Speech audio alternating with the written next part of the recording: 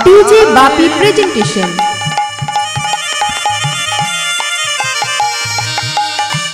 বৃন্দাবনের পথে পথে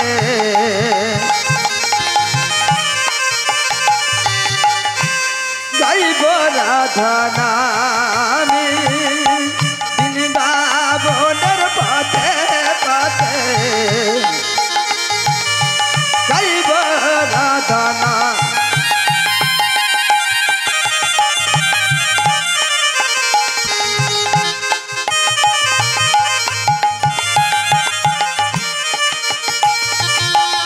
আমার জুড়াইবে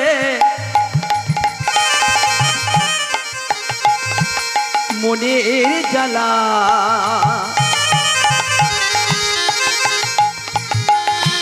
পূর্ণ হবে বনয় কাম, জুড়াইবে মনের জ্বালা।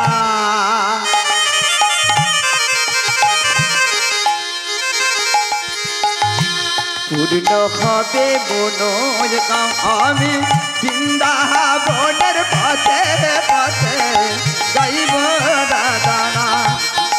আমি বৃন্দাবনের পথে পথে গাইব রাধা নাম। নিতাই গৌর হরি হরি হরি হরি হরি।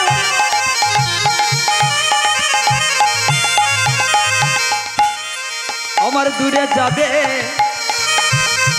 সকল জ্বালা,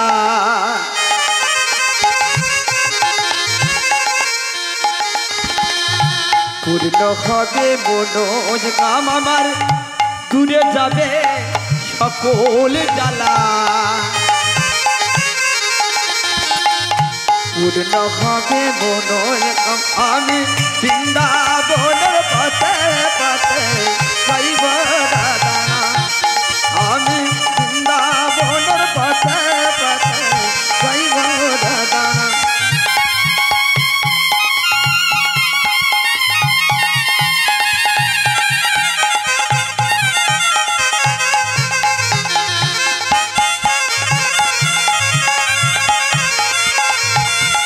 আমার দূরে যাবে মনের জ্বালা,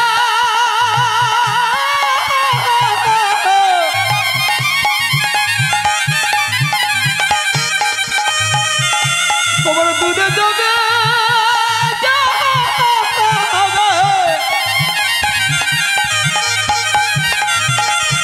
দূরে যাবে মনের জ্বালা, পূর্ণ হবে মনের কাম। বৃন্দাবনের পথে পথে গাইব রাধা নাম। আমি বৃন্দাবনের পথে পথে গাইব রাধা নাম। আমি বৃন্দাবনের পথে পথে গাইব রাধা নাম। আমার দূরে যাবে মনের জ্বালা, পূর্ণ হবে মনের কাম। বৃন্দাবনের পথে পথে গাইব রাধা নাম। দূরে যাবে মনের জ্বালা, পূর্ণ হবে মন কাম। নিতাই গৌর হরি হরি হরি হরি। পথে পথে গাইব রাধা নাম। দূরে যাবে মনের জ্বালা, পূর্ণ হবে কাম, পূর্ণ হবে কাম, পূর্ণ হবে মনোজ কাম। আমি একটা ভজন গাইব, একটা ভজন গাইব, যদি ভালো লাগে বলবেন, এর পরবর্তীকালে ভজন গাইব, না তো আর গাইব না। কিন্তু আমি একটা ভজন গাইব, একটা ভজনের সঙ্গে আপনাদের মতো মায়েদের বাবাদের বলছি, আপনারা সবাই মিলে একটু করে করে তালি দেবেন। দুটো গুরু ভজন, আচ্ছা গুরু ভজন গাইব। বাবা যখন বলেছেন গুরু ভজন গাইবেন, তাহলে একটা ভজন গাই। একটা ভজন গাওয়ার পর যদি ভালো লাগে বলবেন, তাহলে আবার ভজন গাইব। না তো ভালো লাগে না ভজন গাইব, এটা কীর্তনের স্বভাব হয় না। যদি ভালো লাগে বলবে না, তাহলে ভজন গাইব। কি গো বাবা, তাই তো? আমার কাছে একদম ফেস টু বাই ফেস কথা। হ্যালো করি মাখো তেল, কি বাবা, একদম কাঁচা কথা। হ্যালো করি মাখো তেল, আমি কি তোমার পর, তাহলে গাওয়া যাবে ভজন? সবাই করে করে তালি দিয়েছেন, কিন্তু পরে যেন কেউ বলো না আমি একটু আনফিটিং ছিলাম। আস্তে আস্তে দাদা, পরে যেন বলো না কেউ একটু আনফিটে ছিলাম। সবাই মিলে করে করে তালি নিন। জয় নন্দলাল গিরিধারী গোপাল, জয় নন্দলাল আমার গিরিধারী গোপাল, জয় নন্দলাল গিরিধারী গোপাল, জয় নন্দলাল আমার গিরিধারী গোপাল, জয় নন্দলাল আমার গিরিধারী গোপাল, জয় নন্দলাল আমার গিরিধারী গোপাল, জয় নন্দলাল আমার গিরিধারী গোপাল, জয় নন্দলাল আমার গিরিধারী গোপাল, জয় নন্দলাল গিরিধারী গোপাল, জয় নন্দলাল আমার গিরিধারী গোপাল, জয় নন্দলাল আমার গিরিধারী গোপাল, জয় নন্দলাল আমার গিরিধারী গোপাল, জয় নন্দলাল আমার গিরিধারী গোপাল, জয় নন্দলাল আমার গিরিধারী গোপাল, জয় নন্দলাল গিরিধারী গোপাল, জয় নন্দলাল আমার গিরিধারী গোপাল, জয় নন্দলাল আমার গিরিধারী গোপাল, জয় নন্দলাল আমার গিরিধারী গোপাল, মা যশোদার নয়নমণি যশোদার দুলাল, মা যশোদার নয়নমণি শশীর দুলাল, আমার মা যশোদার নয়নমণি প্রাণের গোপাল, মা যশোদার নয়নমণি শশীর দুলাল, মা যশোদার নয়নমণি শশীর দুলাল, মা যশোদার নয়নমণি যশোদা দুলাল, মা যশোদার নয়নমণি শশীর দুলাল, মা যশোদার নয়নমণি প্রাণের গোপাল,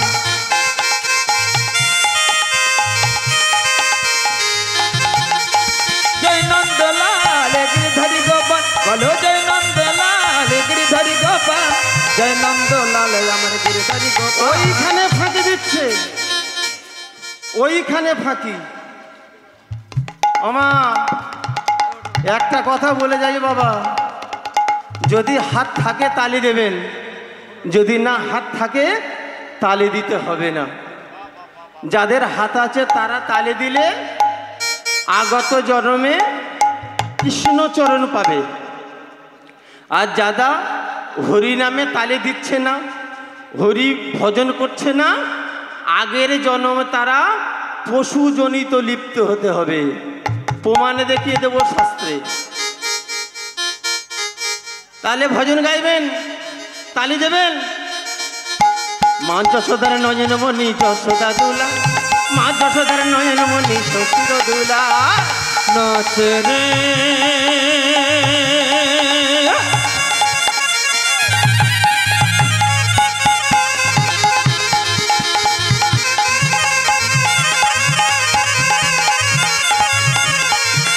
নাচে রে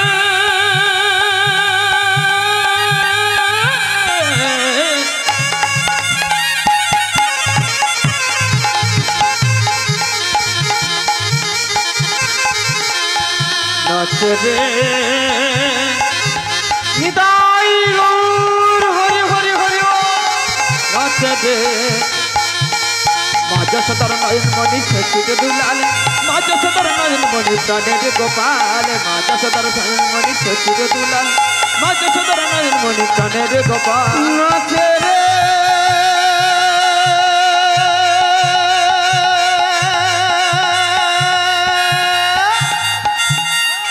নিতাই গৌর হরি হরি হরি ও। নাচে রে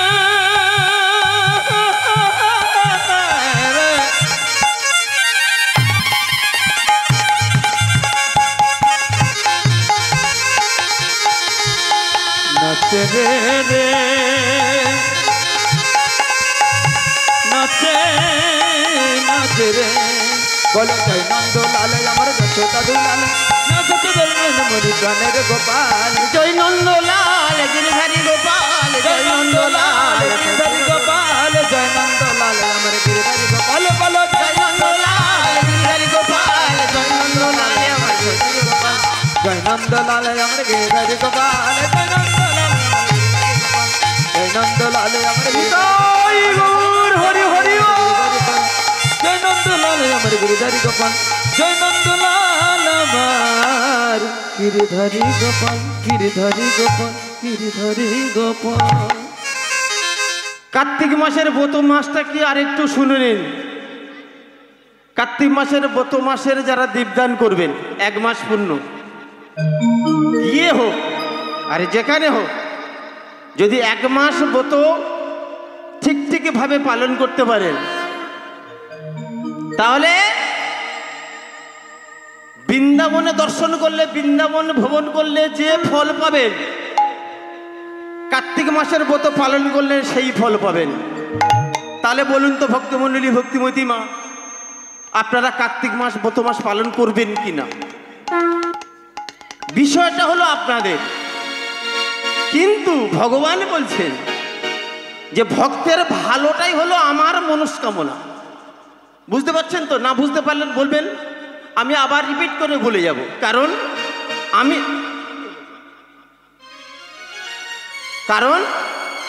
আমি এসেছি আপনাদের বোঝানোর জন্য। বোঝাতে পারলেন আমি কিছু পাবো, আর আপনারা বুঝতে পারলেন আপনাদের হৃদয়ে আমার গৌর হরি বিরাজ করবেই করবেই। এ জীবনের মধ্যে শত্রু হলো কারা জানো মা? এ জীবনের মধ্যে শত্রু হলো কন্যা আর পুত্র, তার বাবা আর মা। কিভাবে হলো? চৈতন্য চরিতামৃতে কৃষ্ণদাস কবিরাজ বলছে, যদি কোনো দিন কোনো মায়ের পুত্র হোক কন্যা হোক যদি কৃষ্ণ ভজনের তরে পাঠিয়ে দেয়, তার মতো আপন জন এই পৃথিবীতে আর কেউ নেই। বুঝতে পারছেন? আবার রিপিট করে বলছি, যদি কোনো মায়ের গর্ভে কোনো সন্তান এবং কোনো পুত্র, যদি কোনো মা কোনো বাবা যদি কৃষ্ণ ভজনের তরে পাঠিয়ে দেয়, তার মতো আপন জন এই পৃথিবীতে আর কেউ নেই। আর কোনো মায়ের কোনো সন্তান বা পুত্র কৃষ্ণ কি বহির্মুখী করে, তার মতো শত্রু এই পৃথিবীতে আর কেউ নেই। পৃথিবীর মধ্যে সব থেকে শ্রেষ্ঠ চরণ হলো আমার ভগবান কৃষ্ণ। কৃষ্ণ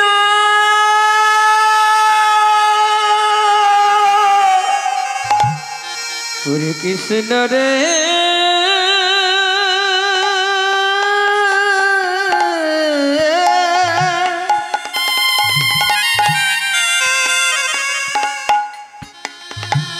হরে কৃষ্ণ রামা কৃষ্ণ রে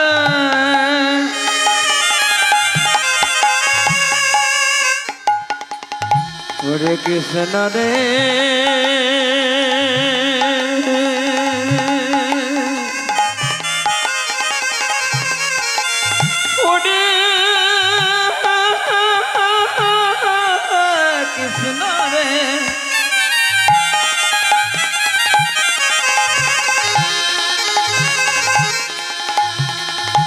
হরে কৃষ্ণ রামা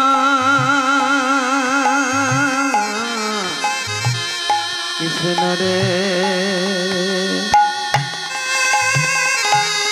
কৃষ্ণ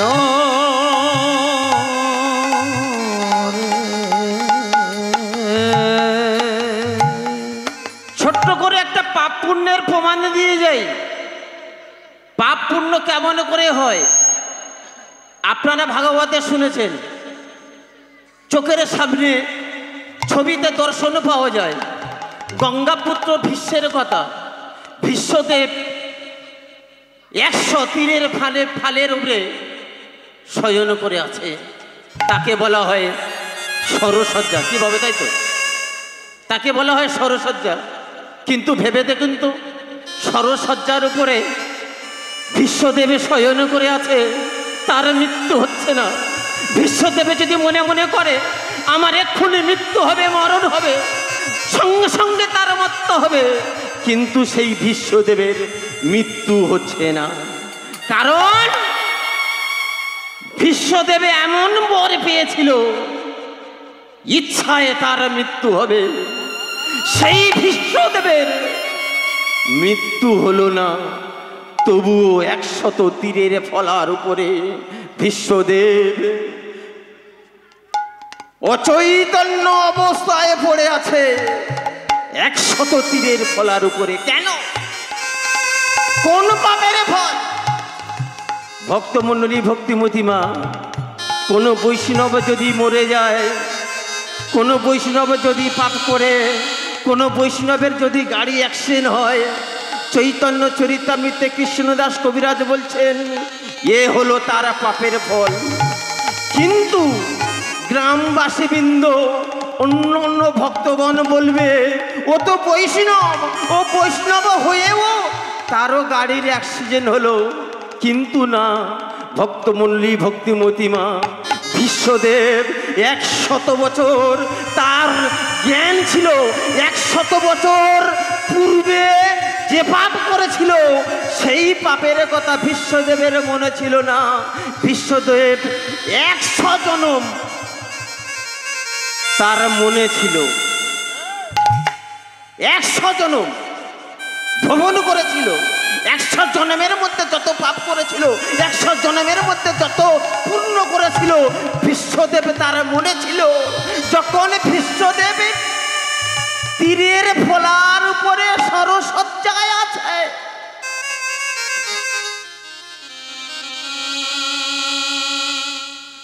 দুর্যোধনরা দাদুর কাছে এসে বলছে দাদু, ও দাদু, পঞ্চ পাণ্ডবের সঙ্গে যুদ্ধ আছে, আমরা যুদ্ধ করতে যাব, তুমি আমাদেরকে আশীর্বাদ দেবে না? বিশ্বদেবে বলেছিল ওরে দুর্যোধন, তোরা তো যুদ্ধ করতে যাবি, তোদের তো আশীর্বাদের প্রয়োজন আছে। তবে আশীর্বাদ যদি নিতে হয় তবে রাত 12টার পূর্বে তোর সহধর্মিণীকে আমার কাছে পাঠিয়ে দিস। রাত 12টার পূর্বে তোর সহধর্মিণীকে আমার কাছে পাঠিয়ে দিবি। আমি তোদের আশীর্বাদ করব, তোদের 100 ভাইকে ওই কুরুক্ষেত্রের মাঠে মৃত্যু হবে না, হবে না, হবে না। তত্ত্ব শুনতে গেলে আগে গর্ত ঠিক করতে হবে। গর্ত অর্থাৎ দুটো, দুই কানের দুটো গর্ত। এই গর্ত না ঠিক করলে তত্ত্ব শুনে মজা হবে না। আর এই গর্ত না ঠিক করলে কৃষ্ণ নাম আস্বাদন করে মজা হবে না। বিশ্বদেব বললেন দুর্যোধন, পাঠিয়ে দিবি তো? তত্ত্বের মধ্যে কত মজা আছে দেখুন। বললেন পাঠিয়ে দিবি তো? দুর্যোধন বললেন দাদু দেখি আমি গিয়ে জিজ্ঞাসা করি। যখন না এই কথা বলল, অন্তর্যামী ভগবান কৃষ্ণচন্দ্র অন্তরে জানতে পারলেন। অন্তরে জানতে পারার পর অন্তর্যামী ভগবান কৃষ্ণচন্দ্র যুধিষ্ঠির কাছে গিয়ে বলল, যুধিষ্ঠির মহারাজ বললেন সখা, ও সখা, তুমি দ্বিতীয় পরে আবার আমাদের কাছে এসেছো কেন গো?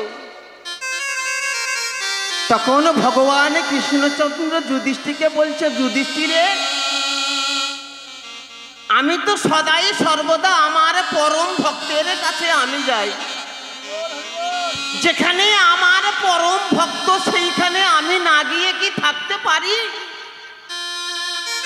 তোমার কি মনে নাই আর 12 দিন পূর্বে তোমাদের যুদ্ধ হবে? সখা, যুদ্ধ হবে আমাদের মনে আছে, কিন্তু সখা সখা গো, আমরা তো অস্ত্রহীন, আমরা তো অস্ত্রহীন। ওই দুর্যোধনের কাছে গিয়ে বলেছিলাম চরণ ধরে, বলেছিলাম ভাই রে, তোমাদের কাছে অন্য কিছু চাই না, আমরা যে 5 ভাই, তোমরা রাজ্য ঐশ্বর্য সবকিছু নিয়ে নাও, কিন্তু আমরা 5 ভাই, আমরা আমাদের 5 ভাইয়ের জন্য মাত্র 5খানা গ্রাম ভিক্ষা দাও। অহংকারে কি হয়? হরে কৃষ্ণ।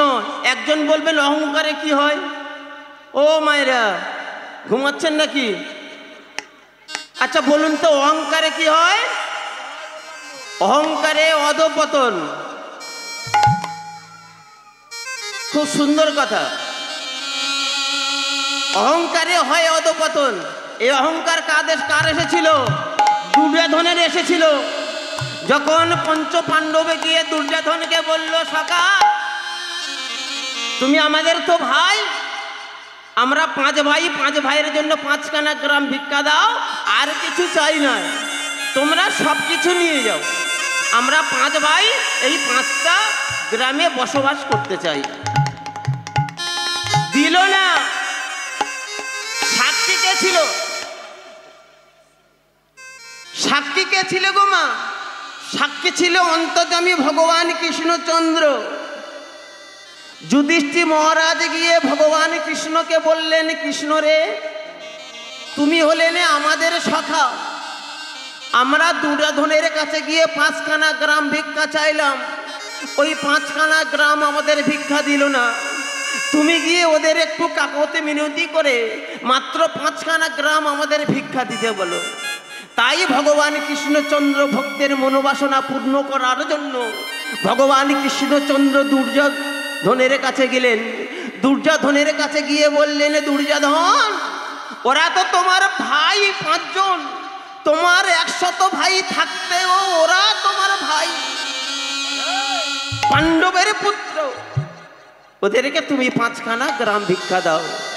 তখন দুর্যোধন বলেছিলেন, শোনো সখা কৃষ্ণ, বিনা যুদ্ধে নাহি দেব সুচক্র মেদিনী। কি বললেন শুনলেন?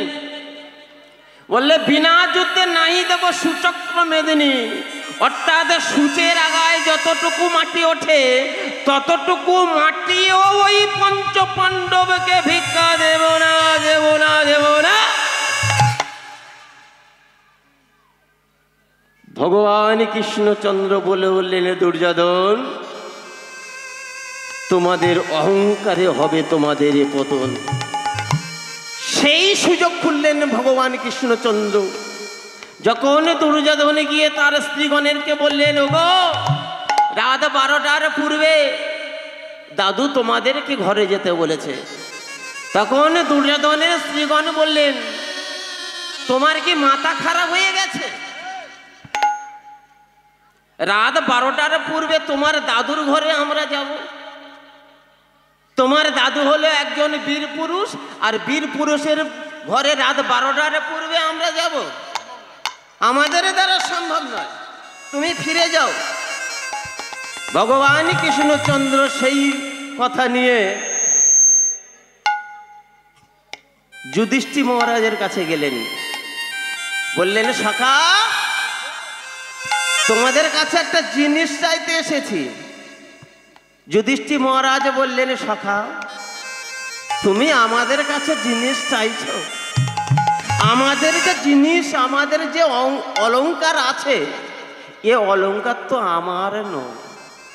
ভক্তমণ্ডলী, ভক্তিমতী মা, এই কথাটা হলো খুব দীপ্তত্ব কথা। যুধিষ্ঠির মহারাজ ভালো করে কান খুলে শুনে যান। যুধিষ্ঠির মহারাজ বলছে, সখা, আমাদের গায়ে যে অলংকার আছে, আমাদের গায়ে যে বসনগুলো আছে, এই বসনগুলো তো সখা আমাদের নয়, এ বসনগুলো তো সবই তোমার সখা, সবই তোমার। তুমি তো আমাদের দিয়েছিলে বলে তাই তো আমরা পেয়েছি। যোগী মণিঘোষী গন্ধর্ব কীর্ণ ভেষ্ট পদ পর্য উল্টলিত করে চতুর্দিকে অগ্নিপাদ, অগ্নিপাদের মধ্যে তারাও ভজন করছে। গন্ধর্ব কীর্ণ অবসাধক সাধকা তারাও ভজন করেও তোমার চরণ পেল না। কিন্তু আমরা যে কোন জন্মের স্বীকৃতি পেয়েছি, তাই তোমার চরণে এসেছি। সখা, তুমি যে আমাদের কাছে ভিক্ষা চাইছো, বলো না সখা, বলো না, সেই ভিক্ষাটাই হলো কি? তখন অন্তর্যামী ভগবান কৃষ্ণচন্দ্র যুধিষ্ঠির মহারাজকে বললেন, ওগো যুধিষ্ঠির, তোমাদের কাছে ভিক্ষা চাইতে এসেছি। 12 দিন পূর্বে যে যুদ্ধের আয়োজন হবে, ওই যুদ্ধের মধ্যে একটা বর প্রয়োজন আছে। সেই বরটা দিতে গেলে একমাত্র গঙ্গার পুত্র ভীষ্ম ছাড়া ওই বর কারোর দেওয়ার অধিকার নাই। নিতাই গৌর হরি বল, হরি বল, হরি বল। সখরে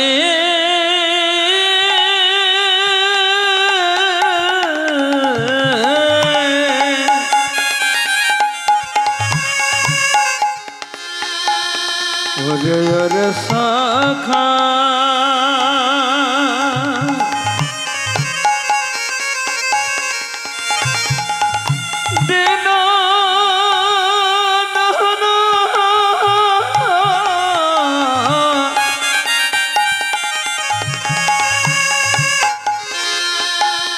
ওরে সকলামা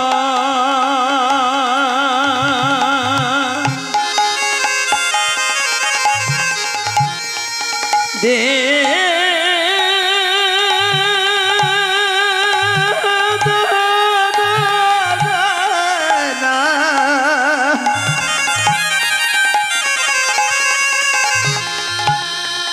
ওরে সকরে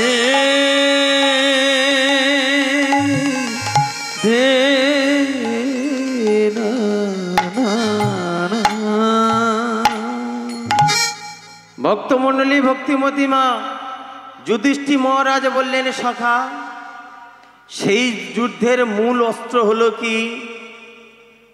তখন অন্তর্যামী ভগবান কৃষ্ণচন্দ্র যুধিষ্ঠির মহারাজকে বললেন, মহারাজ সেই যুদ্ধের মূল অস্ত্র পেতে গেলে দ্রৌপদীকে রাত 12টার পূর্বে ধৃতরাষ্ট্রের কাছে দাদুর কাছে পাঠিয়ে দিতে হবে। দাদু রয়েছে সরসজ্জায়, গঙ্গার পুত্র ভীষ্ম রয়েছে সরসজ্জায়, সেই দাদুর কাছে পাঠিয়ে দিতে হবে। তখন যুধিষ্ঠির মহারাজ ভগবান কৃষ্ণচন্দ্রকে বললেন, সখা আমি তো পাঠানোর মাত্র কেহ নেই, একমাত্র পাঠানোর উদ্দেশ্য হলে তুমি দ্রৌপদীকে রাত 12টা কেন 3টের পূর্বেও তুমি নিয়ে যেতে পারো।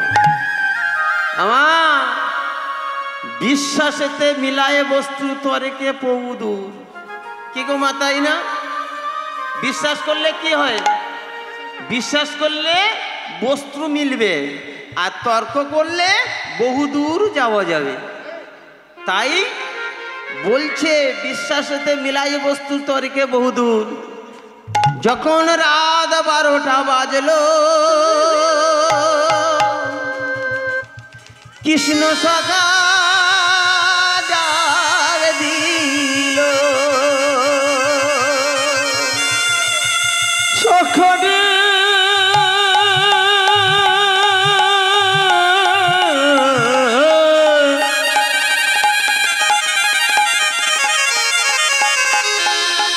ওরে সকলামা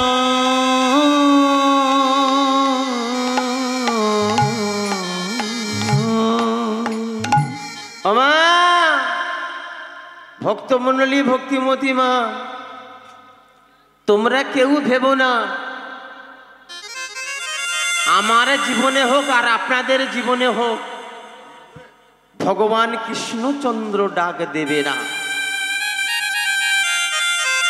আমার জীবনে হোক আর আপনাদের জীবনে হোক, একথা কেউ ভেবো না যে ভগবান কৃষ্ণচন্দ্র ডাক দেবে না।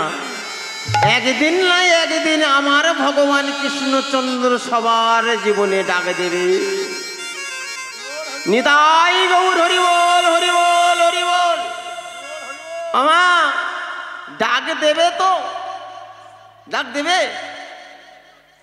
তাই যুধিষ্ঠির মহারাজ বলেছিলেন, সখা তুমি তো ডাকের মালিক, তুমি যখন যাকে ডাক দাও সে তখন তোমার হয়ে যায়।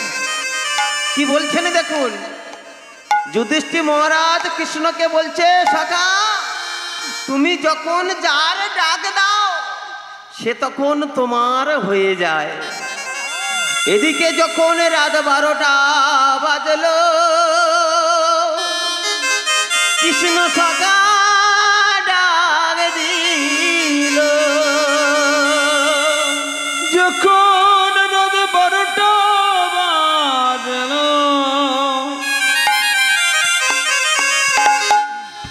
কিসে না শাখা সাকারে আমার শাখায় আমার ডাক দিল দ্রৌপদী তুমি বেরিয়ে আসো তুমি বেরিয়ে আসো তোমার সময় হয়ে গেল তোমার সময় হয়ে গেল ওগো দ্রৌপদী তুমি কেন আছো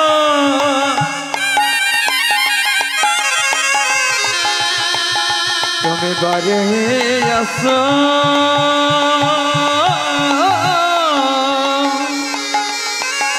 ওগো দ্রৌপদী আসো ভগবান কৃষ্ণচন্দ্র দ্রৌপদীকে ডাক দিলেন, বললেন দ্রৌপদী তুমি বেরিয়ে আসো। ভগবানের ডাকে যখন দ্রৌপদীর কর্ণকুয়ারে বাজলো তখন দ্রৌপদী পঞ্চস্বামীর চরণে প্রণাম করে পঞ্চস্বামীকে ছেড়ে পরম স্বামীর কাছে চলে গেল। আমি প্রণাম জানাই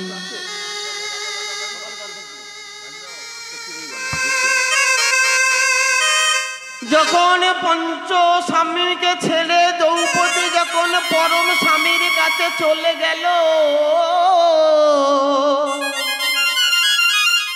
দ্রৌপদী তখন পরম স্বামীর চরণে প্রণাম করে পরম স্বামীকে বলছে, ওগো আমার পরম স্বামী। আমা কটা স্বামী গোমা, কটা স্বামী? কীর্তন শুনছো? কটা স্বামী? একটা মায়ের কটা স্বামী? 5টা। 5টা? 3টে কোথা পাচ্ছে? 5টা। 5টা স্বামী? বলবো কথা, আবার নিজের স্বামীরা রাগ করবে। দেখো আমার স্ত্রীর কাছে আমি হলাম আসামি, আমি আমার স্ত্রীর স্বামী নয়, আমি হলাম আসামি। আর 5টা স্বামীর চিহ্ন আপনাদের হাতে আছে। একজন হলো শঙ্খচূড় দৈত্য, একজন হলো লৌসুর দৈত্য, একজন হলো রক্তসুর দৈত্য। কজন হলো? আর একজন হলো আসামি, আর একজন হলো অন্তর্যামী স্বামী। তাই দ্রৌপদী গিয়ে অন্তর্যামী স্বামীর চরণে প্রণাম করে অন্তর্যামী স্বামীকে বলছে, ওগো আমার পরম স্বামী, তুমি আমার মরণ, তুমি আমার জীবন, আমি তোমার জীবনে আমার হৃদয়ে করি সমাপন। যখন দ্রৌপদী গিয়ে পরম স্বামীর চরণে তার জীবন যৌবন সঁপে দিয়েছে তখন পরম স্বামী কৃষ্ণচন্দ্র দ্রৌপদীকে নিয়ে দাদুর কাছে চলেছেন। দাদুর কাছে যাচ্ছেন আর দ্রৌপদীকে বলছেন, দ্রৌপদী তোমার কাজ হলো কি? তোমার কাজ হলো তুমি ষষ্ঠকে ঘোমটা দিয়ে দাদুর চরণে প্রণাম করবে। যখন তুমি দাদুর চরণে প্রণাম করবে তখন দাদু তোমাকে একটি বরদান করবে যে তোমার পঞ্চস্বামীর কোনো দিনের জন্য মৃত্যু হবে না। নিতাই গৌর হরি বল, হরি বল, হরি বল। ওগো দয়াময় তুমি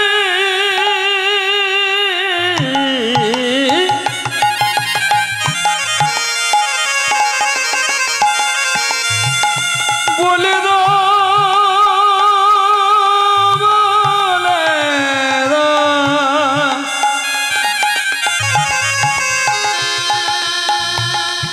মাকে কোনা দে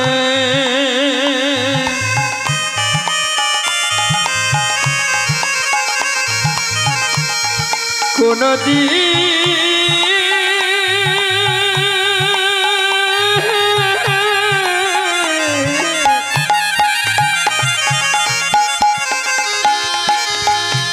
কোনদিন তোমাকে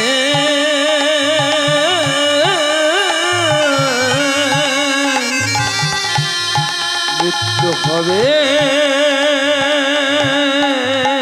না না না না।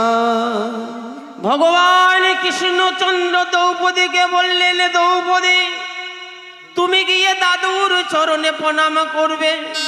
প্রণাম করার পর দাদু যখন তোমার হস্তের স্পর্শ পাবে, স্পর্শ পাওয়ার পর তোমাকে বরদান করবে। ওই বরদানের সময় যে মস্তকে তোমার ঘোমটা থাকবে, ওই ঘোমটা তুমি চিরদিনের জন্য খুলে ফেলো না। কি বললেন? বললেন তুমি যে ঘোমটা দেওয়া থাকবে, যতদিন না তোমার স্বামীরা ওই যুদ্ধ হতে ফিরে আসবে ততদিন তুমি ঘোমটা খুলে ফেলবে না। যদি তুমি ঘোমটা খুলে ফেলো তাহলে ওই বর পরিত্যাগ হয়ে যাবে। তোমার স্বামীগণ ওই কুরুক্ষেত্রের মাঠে সবাই নিহত হবে। দ্রৌপদী তখন কৃষ্ণ সখার কথা শ্রবণ করে দাদুর সরসজ্জার অঙ্গনে প্রবেশ করলো। আর কৃষ্ণ সখায় আমার দাদু সরসজ্জার দ্বারে দাঁড়িয়ে আছে সখা কৃষ্ণ।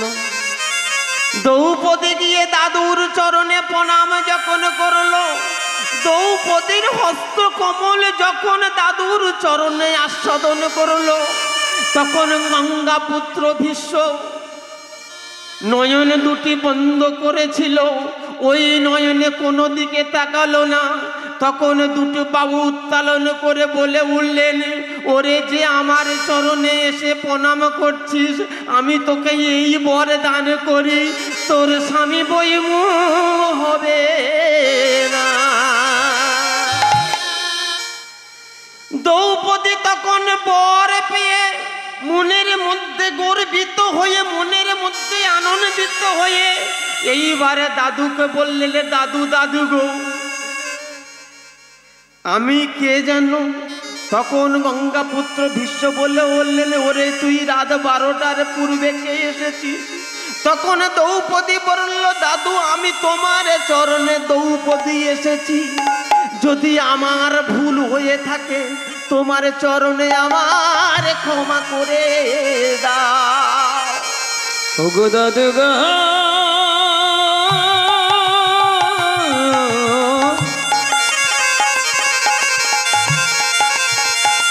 যদি আমি অপরাধ করে থাকি না,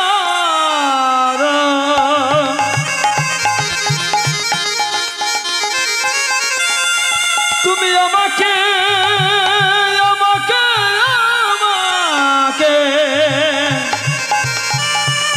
ক্ষমা করে দাও দাদু দাদু গো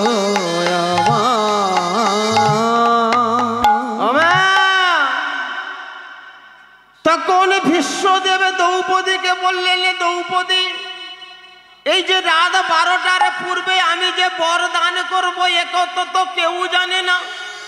তুই যখন আমার চরণে প্রণাম করে এই বর প্রার্থনা পেয়েছিস, তাহলে তুই সত্যি করে বল কে তোকে আমার চরণে পাঠিয়েছে?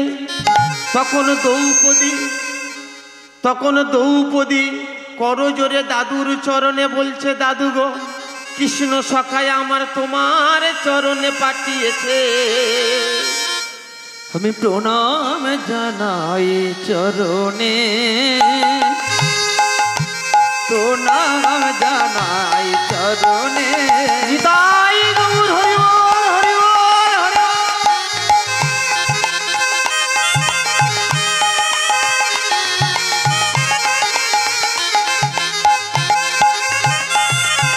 একটু উলুর ধ্বনি শঙ্কের ধ্বনি উলুর ধ্বনি শঙ্কের ধ্বনি নিতাই গৌর হরি বল হরি বল হরি বল। প্রণাম জানাই চরণে, আমি প্রণাম জানাই চরণে।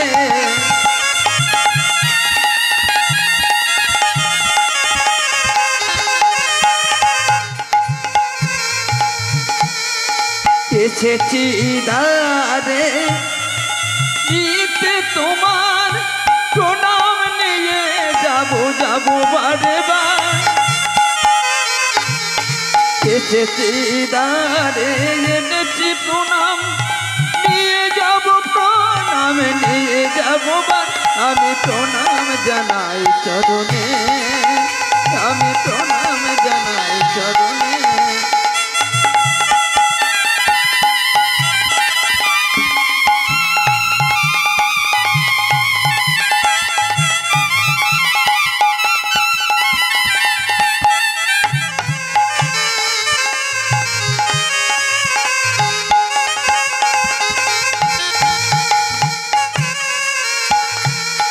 জানি না কত দূরে আছো দয়াময়,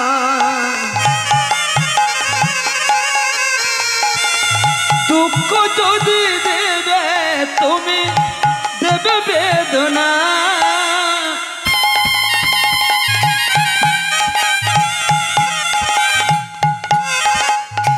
জানি না আছো তুমি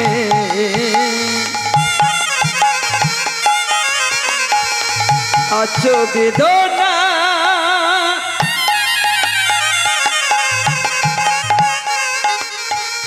দুঃখ যদি দেবে দয়াল দেবে বেদনা। জানি না বেদনা থাকবে দূরে আর কত দিনে আসবে ফিরে। নিতাই গৌর হরি হরি বল। জানি না বেদনা থাকবে দূরে, জানি না দয়াল রাখবে দূরে। জানি না তুমি কত দূরে, জানি না বেদনা রাখবে দূরে। জানি না তুমি কত যে দূরে, কত যে দূরে, কত যে দূরে। আমা যখন দ্রৌপদী বললেন সখা আমাকে পাঠিয়েছে সখা, তখন গঙ্গাপুত্র ভীষ্ম বললেন দ্রৌপদী তুই যে চরণ ভরসা করে আমার কাছে এসেছিস সেই চরণে আমার কাছে একটু পাঠিয়ে দিতে পারিস? আমা কৃষ্ণ ভজন করলে হবে না, কৃষ্ণ ভজনের মাহাত্ম্য জানতে হবে। রাধে রাধে, কৃষ্ণ পদে মতি হোক। গঙ্গাপুত্র ভীষ্ম বলছে দ্রৌপদী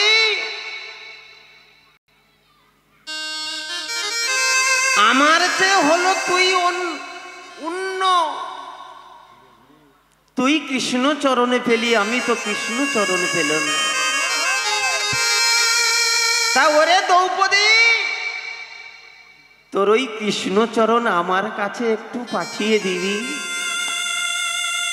তোর কৃষ্ণচরণ আমি একটু পক্ষে ধরে আস্বাদন করতে চাই রে দ্রৌপদী। তোর কৃষ্ণচরণ আমার কাছে একটু পাঠিয়ে দে।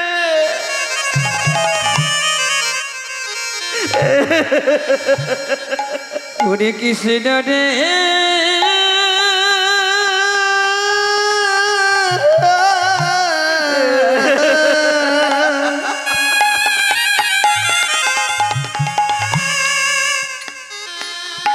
তুই পাঠিয়ে দে রে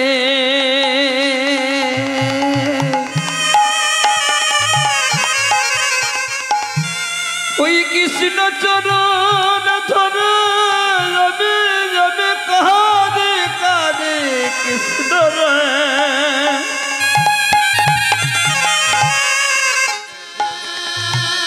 ওরে কৃষ্ণ রে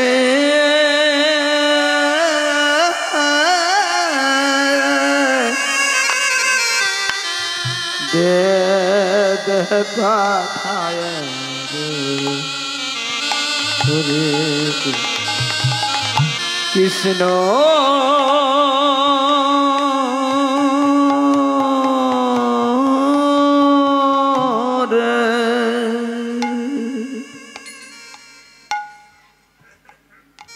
গঙ্গাপুত্র ভীষ্ম চোখের জলে তার বুক ভেসে যায়। ঘনে ঘনে দ্রৌপদীকে বলছে, দ্রৌপদী রে, তোর কৃষ্ণ চরণ একবার আমার পক্ষে জড়িয়ে ধরতে দে, দে না তোর কৃষ্ণকে একবার আমার কাছে পাঠিয়ে। তুমি আঘাত যতই দাও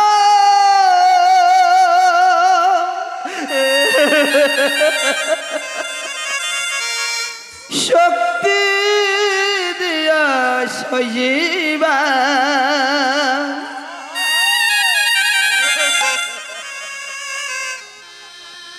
লোক কৃপা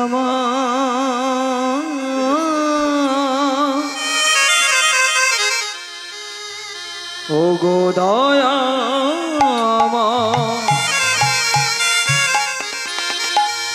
আঘাত যতই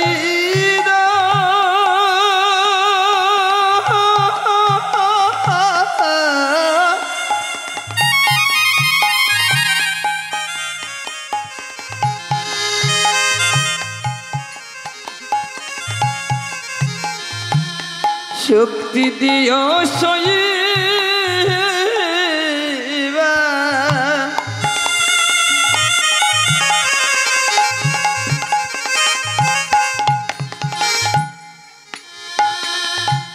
ও গো দয়া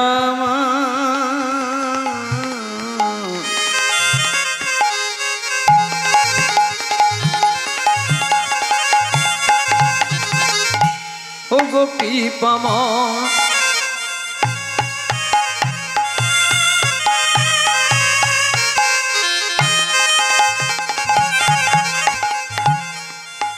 ও গো সুখ তোষা বিচার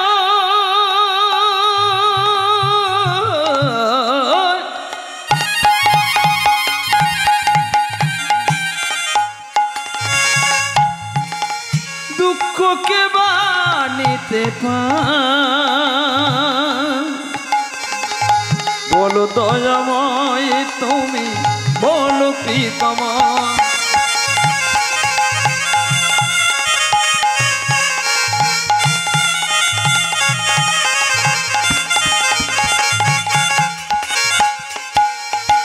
সুখী তো সবই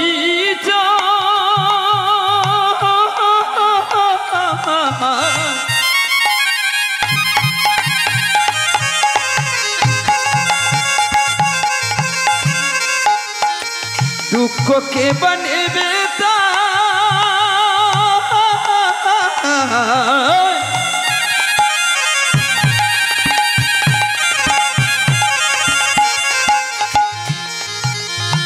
বলো দয়াময়, বলো কৃপাময়, আঘাত যতই দাও শক্তি দিও সইবার। ও গো কৃপাময় তুমি, ও গো ভগবান, আঘাত যতই দাও শক্তি দিও সইবার। ও গো কৃপাময় তুমি, ও গো দয়াময়।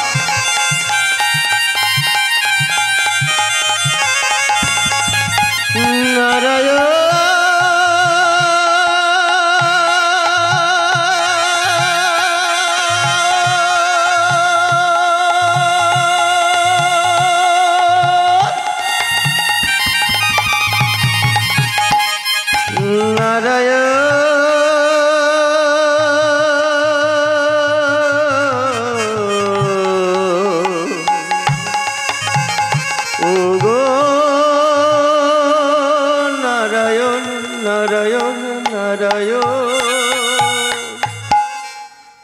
আমা বিশ্বদেব বলছে, দ্রৌপদী তোর এই কৃষ্ণচরণ একবার আমার কাছে পাঠিয়ে দিবি। তখনও দ্রৌপদী বিশ্বদেবকে বলেছিলেন, দাদু ওই কৃষ্ণচরণে পেতে গেলে কেউ কোনোদিনই কাউকে পেয়ে দিতে পারে না। কৃষ্ণচরণ কোনোদিনই কেউকে পেয়ে দিতে পারে না। ওই কৃষ্ণচরণে পেতে গেলে ডাকার মতো ডাকলে ওই কৃষ্ণচরণ পাওয়া যায়।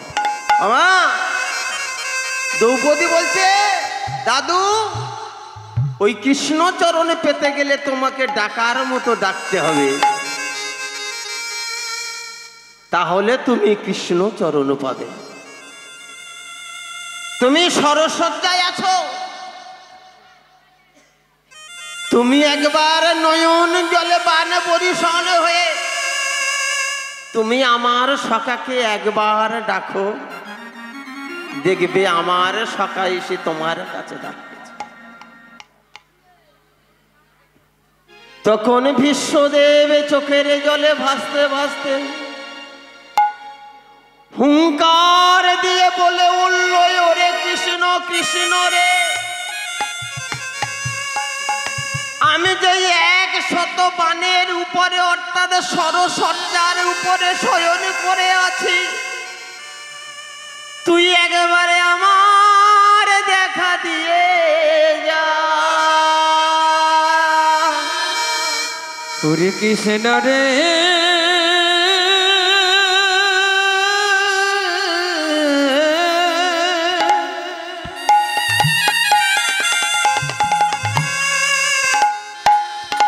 আমি এই শরণ সজ্জা রবের শোয়ায় আছি,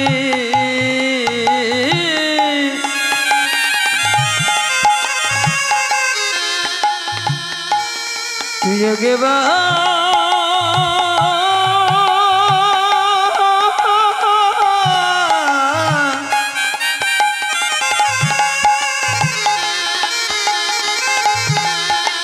একবার দেখা দিয়ে যা,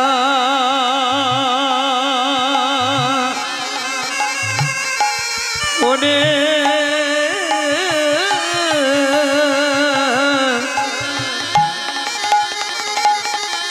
কৃষ্ণ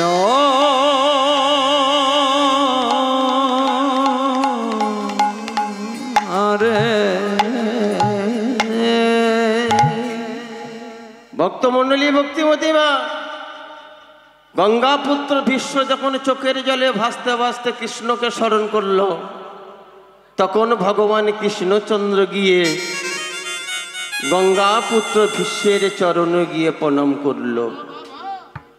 প্রণাম করে বলছে, দাদু ও দাদু, তুমি কেমন আছো গো? তখন ভীষ্মদেব চোখের জলে ভাসতে ভাসতে কৃষ্ণকে জানালেন, বললেন, ওরে কৃষ্ণ কৃষ্ণ রে, আমি যে 100 তীরের ফলার উপরে শয়ন করে আছি, কিন্তু তুই তো জানিস 100 জন্ম হলো, 100 জন্মের মধ্যে আমি তো কোনো পাপ করি নাই। এর চেয়ে আর মহাবীর কেউ আছে? বিশ্বদেব বলছে, ওরে কৃষ্ণ তুই তো জানিস 100 জন্ম হলো, 100 জন্মের কথা আমার মনে আছে, 100 জন্মের মধ্যে আমি তো কোনো পাপ করি নাই। তখন ভগবান কৃষ্ণচন্দ্র বিশ্বদেবকে বললেন, ওরে ভীষ্ম, তোমার 100 জন্মের কথা তোমার মনে আছে, কিন্তু 101 জন্মের কথা তোমার মনে না। তখন বিশ্বদেব কৃষ্ণের চরণে 2 কর বাড়িয়ে দিয়ে বলছে, ওরে কৃষ্ণ, আমি 100 জন্মের আগে 1 জন্মে আমি যে পাপ করেছিলাম, সেই পাপের কথায় আমার মস্তকে স্মরণ করিয়ে দে। তখন অন্তর্যামী ভগবান কৃষ্ণচন্দ্র ভীষ্মকে বলেছিলেন, ওরে ভীষ্ম, 101 জন্মের পূর্বে তুমি ছিলে অম্বরীশ রাজা।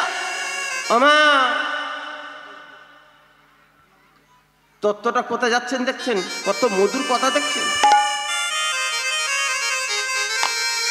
অনেকে বলল শনিবার তত্ত্ব শুনবো, তত্ত্ব শুনবো, তত্ত্বটা শুনুন। ভগবান কৃষ্ণচন্দ্র বিশ্বদেবকে বললেন, ওগো বিশ্ব, তুমি 101 জন্মের পূর্বে তুমি ছিলে অম্বরীশ রাজা। তুমি যখন অম্বরীশ রাজা হয়ে তুমি জঙ্গলের মধ্যে গিয়ে শিকার করছো, ধনুর্বাণ তুমি প্রবাহিত করবে, হরিণকে শিকার করবে, এমন সময় একটা ডানা সাপ গিয়ে তোমার চরণ তলে আশ্রিত হলো।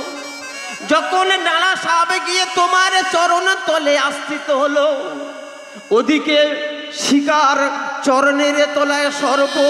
শিকার যখন ব্যতীত হয়ে গেল, তোমার দেহের মধ্যে কোদ আসলো।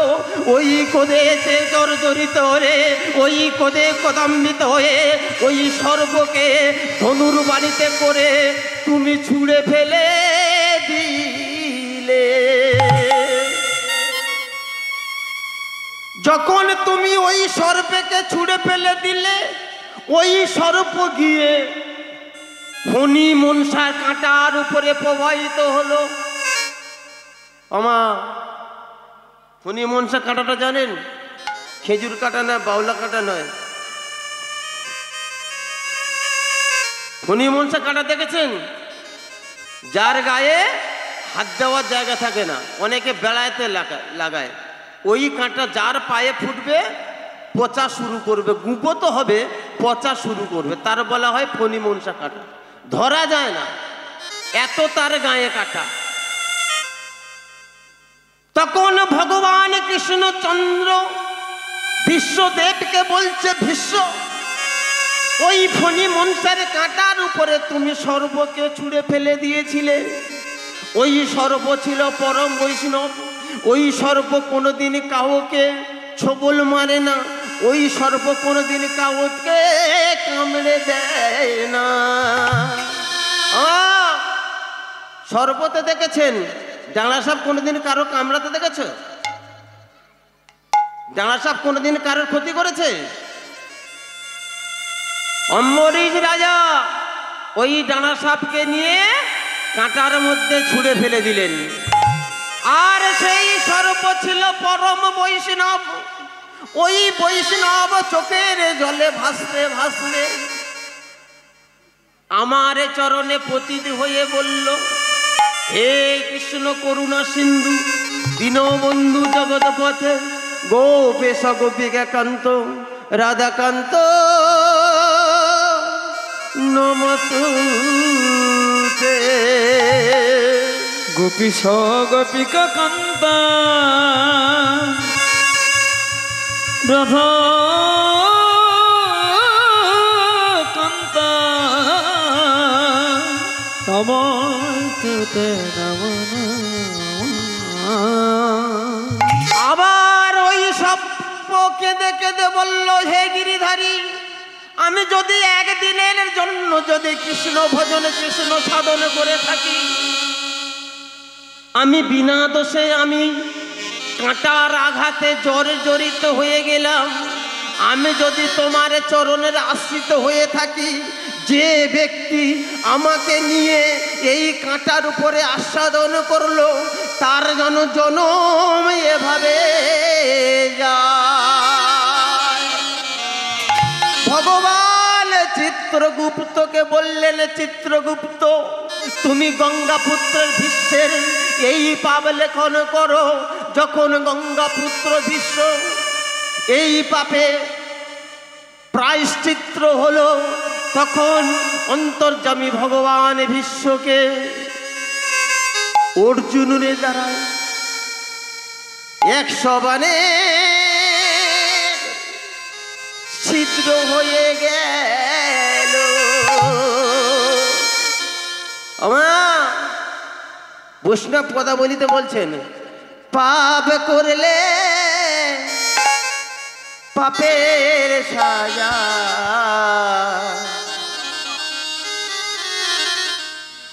পাপীতে ভোগ করতে হয় গো, পাপীতে ভোগ করতে হয়। মাইবেন দাদা, মাইবেন দাদা, আসবেন।